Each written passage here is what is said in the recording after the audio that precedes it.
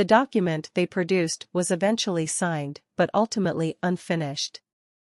It was stained by this nation's original sin of slavery, a question that divided the colonies and brought the convention to a stalemate until the founders chose to allow the slave trade to continue for at least 20 more years, and to leave any final resolution to future generations.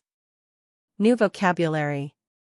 Ultimately, ADV, conclusively, finally, after all, at last. Stain, v, blemish, stigma, dirty, taint. Stalemate, v, gridlock, impasse, standoff, standstill. Convention, n, conference, assemblage, agreement, pact. Slavery, n, condition of being enslaved, enslavement.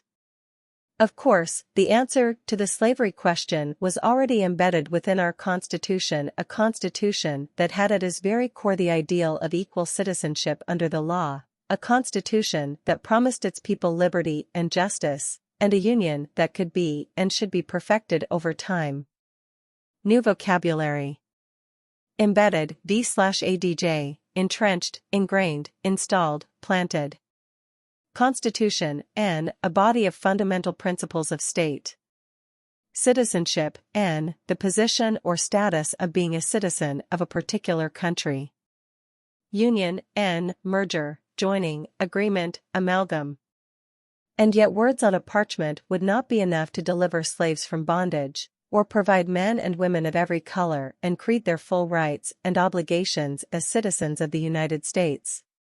What would be needed were Americans in successive generations who were willing to do their part through protests and struggles, on the streets and in the courts, through a civil war and civil disobedience, and always at great risk to narrow that gap between the promise of our ideals and the reality of their time. New vocabulary. Parchment, n, vellum, material for writing, paper. Bondage, n, enslavement, servitude, chains, subjection. Creed, n, belief, principles, doctrine, faith, dogma.